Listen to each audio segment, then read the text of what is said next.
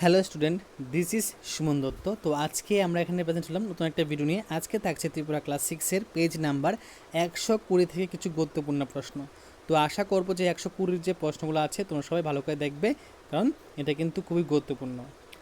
সবচেয়ে ছোট সংখ্যা কোনটি যার মৌলিক উৎপাদক বিশ্লেষণ তিনটি ভিন্ন মৌলিক সংখ্যা থাকে? 2, 3 এবং 5 এই হলো তিনটি ক্ষুদ্রতম মৌলিক সংখ্যা। নির্ণয় সংখ্যা কি? নির্ণয় সংখ্যা হলো 2, 3, 5 = 30। ওকে, চারটি ভিন্ন মৌলিক সংখ্যা লেখো। চারটি ভিন্ন মৌলিক সংখ্যা কত? 2, 3, 5, 7। চারটি ক্ষুদ্রতম মৌলিক সংখ্যা। নির্ণয় সংখ্যা হলো 2 গুণ 3 গুণ 5 গুণ 7 = 210। ঠিক আছে, শেষ। ওকে,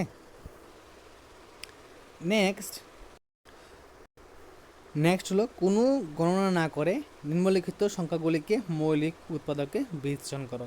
মানে এখানে তুমি কোনো গণনা করতে পারবে না, তাহলে কি করবে? এক নম্বরটা কি দিয়েছে এখানে? 3-এর এ নম্বরটা 56 × 25।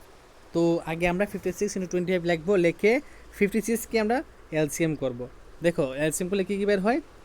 এখান থেকে 2 গুণ 2 গুণ 2 গুণ 7। ঠিক আছে, সেমভাবে 25কে যদি আমরা ভাগ করি তাহলে কত হবে? 5 × 5। তো এই দুটাকে আমরা একসাথে করে নেব। একসাথে করে নিলে মানে উত্তরটা সেম বার হবে, তার জন্য একসাথে করার পরেই আমরা অ্যান্সার লিখে দিব। ওকে, তারপর 108 × 75। সেমভাবে 108 এবং 75 কিন্তু সেম। তো এখানে ভাগ করলে কত হবে? 2 গুণ 2 গুণ 3 গুণ 3 গুণ 3। ঠিক আছে, আর এখানে 70 হবে 5 1 1 3। ওকে, তো এখানে এই যে উত্তর কি হবে? উত্তর এখান থেকে তোমরা দেখে দেখে লিখে নাও। ঠিক আছে, 1000 × 81।